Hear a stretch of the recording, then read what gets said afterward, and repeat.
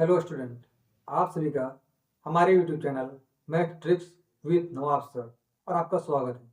देखिए, ये आपका क्लास 10 एपी सीरीज का क्वेश्चन है जो मोस्ट वीआई क्वेश्चन है। एग्जाम में एक सवाल आपका योग से आता है, एक सवाल आपका योग निकालने रहता है, यानी एसन निकालने का रहता है। तो देखिए हम कैसे एसन को निकालेंगे। ये जो सवाल है मोस्ट वीआई सवाल है, इसलिए गौर कीजिएगा और समझने की पूरी कोशिश कीजिएगा, क्योंकि एकदम मोस्ट वीआई क्वेश्चन है। ठीक है ना। जरा देखिए क्वेश्चन, देखिए क्या लिखा हुआ है। क्वेश्चन को पढ़ते हैं। पहले लिखा हुआ है किसी एपी का प्रथम पद 5, अंतिम पद 45 और योग 4 से है। पदों की संख्या और सारांतर ज्ञात कीजिए। यानी कि हमको कितने पद है वो निकालना है और सारांतर निकालना है। ठीक है ना, दो चीज निकालना है। तो जो जो पहले दिया हुआ है पहले उसको हम लोग लिख लेंगे। जैसे देखिए, ध्यान दीजिएगा। ठीक है ना, लिखेंगे दिया हुआ है, दिया हुआ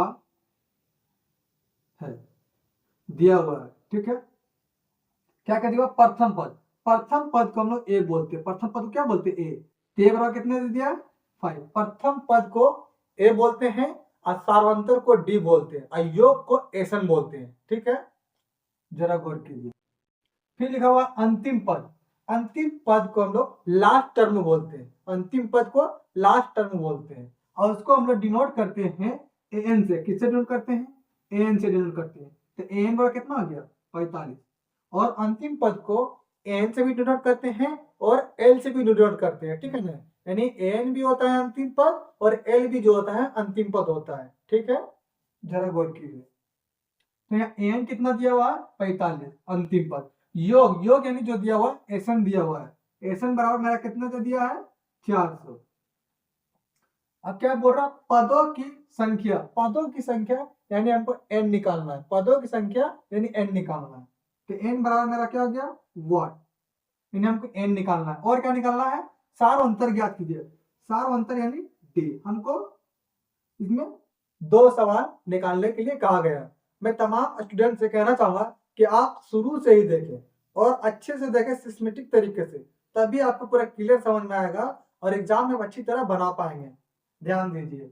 अब हम क्या करेंगे, यहाँ पर ए वैल्यू दिया हुआ है, एन का वैल्यू दिया हुआ है और एसन का वैल्यू दिया हुआ है। तो इसलिए हम पहले सॉल्व करेंगे, फॉर्मूला लगाएंगे योग का फॉर्मूला, यानी एसन बराबर। तो सूत्र लगाएंगे। एसन बराबर जो होता है सूत्र से लिखेंगे। सूत्र से क्या लिखेंगे? सूत्र से एसन। तो एसन बराबर जो फॉर्मूला होता है n by 2 bracket 2a plus n minus 1 into D. ये जो फॉर्मूला है एसन का फॉर्मूला है। एक फॉर्मूला और होता है जो आप बाकी भी मालूम है, आप पहले से जानते हैं, एन। यानी जब हमको एन निकालने का रहता है तो हम ये फॉर्मूला लगाते हैं, एन बराबर A plus N minus 1 into D. ये एन वाला फॉर्मूला, यानी हम जब अंतिम पद वाला जो वैल्यू रहता है यानी एन, तो एन बराबर जो होता है A plus N minus 1 into D. अब जरा गौर कीजिए, इसको हम क्या लिख सकते हैं? हम यहाँ इसको लिख सकते हैं एन बराबर जो है A plus N minus 1 into D. ये जो ए है ना, ये बराबर के इस साइड ले जाएंगे, ये साइड लाएंगे कि प्लस ए, यहाँ पर मेरा क्या हो जाएगा? माइनस है। क्या हो जाएगा? माइनस है। इक्वल टू, जब ए इधर चला गया तो इधर क्या बचा? n minus 1 into D. n minus 1 into D. जरा गौर कीजिए हमने क्या किया, ये जो a है ना इसको यहाँ पर ले रहा है, बराबर की साइड ले रहा है, तो क्या बन गया? an minus a। इधर क्या बच गया? n minus 1 into D. अब जरा गौर यहाँ पर देखिए n माइनस 1 इंटू डी और n माइनस 1 इंटू डी। तो हमारा जो है n minus 1 into d equal to क्या फॉर्मूला बन गया? an minus a। an minus a। तो ये फॉर्मूला जो आया ना इसको हम यहाँ पर रख देंगे। देखिए n बाय 2a प्लस, देखिए n माइनस 1 इंटू डी। तो n minus 1 into d equal to क्या फॉर्मूला बना? an minus a। तो यहाँ पर रख देंगे an माइनस a।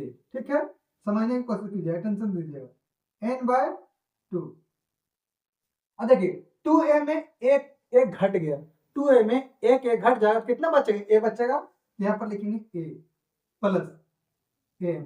तो a प्लस an। अब जरा गौर कीजिए, n एन तुमको मालूम नहीं, लेकिन एस एन ये क्या बन गया, हमारा एक फार्मूला बन गया, एस एन बराबर क्या बन गया, एस एन बराबर, तो एस एन बराबर, अब देखिए एस एन, एस एन के मान हमको पहले से पता है कितना है, एस एन के मान 400, तो यहाँ एस एन की जगह कितना लिख देंगे 400, एस एन की जगह 400, एन पता नहीं है तो एन को छोड़ देंगे, एन बाय 2 रहने देंगे, ब्रैकेट ए का मान कितना है 5, यहाँ पर कितना लिखेंगे 5 प्लस एन, एन यानी लास्ट टर्म यानी अंतिम पद, अंतिम में कितना 45, या 45 लिख देंगे, ठीक है ना, ध्यान दीजिएगा, ठीक है ना। देखिए 4 यहाँ पर लिखेंगे एन बाई 2, देखिए यहाँ प्लस है तो 45 में 5 क्या करें जोड़ देंगे, तो 45 और 5 कितना आ गया 50, ठीक है। अब यहाँ पर मैं लिखता हूँ, स्पेस यहाँ नहीं है, तो 400 इक्वल टू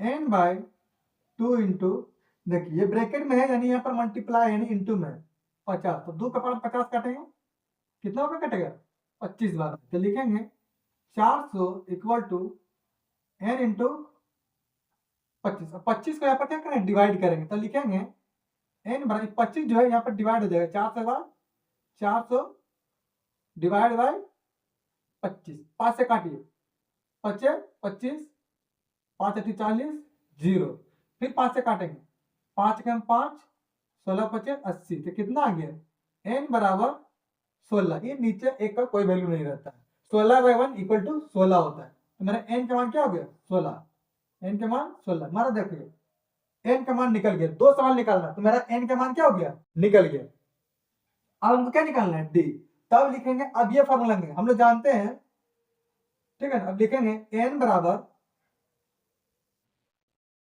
अब ये फॉर्मूला है एन बराबर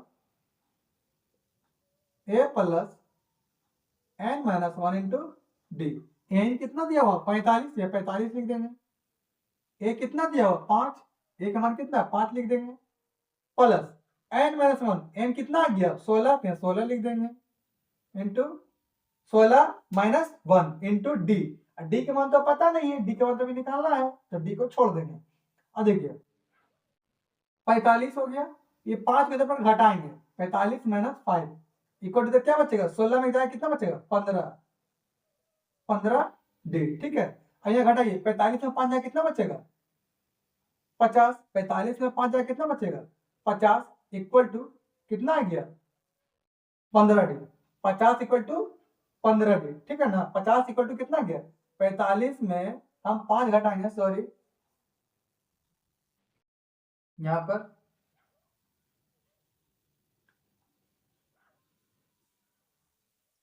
देखिए यहाँ पर क्या करना है 45 में 5 घटाएंगे कितना बचेगा 45 से 5 जाएगा 40 इक्वल टू 15 डी, ठीक है।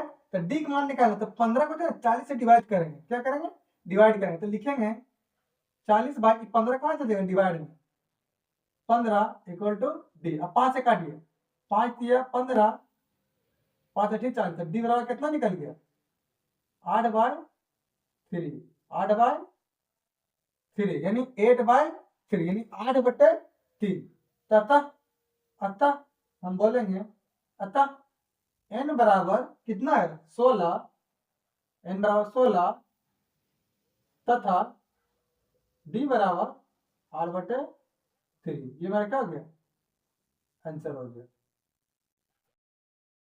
ठीक है। ये एकदम मोस्ट वेरी क्वेश्चन है जो आपके एग्जाम में आने की पूरी संभावना है, ठीक है। और अगर अच्छा लगा तो लाइक कीजिए, कमेंट कीजिए एंड शेयर कीजिए। वीडियो देखने के लिए थैंक यू वेरी मच।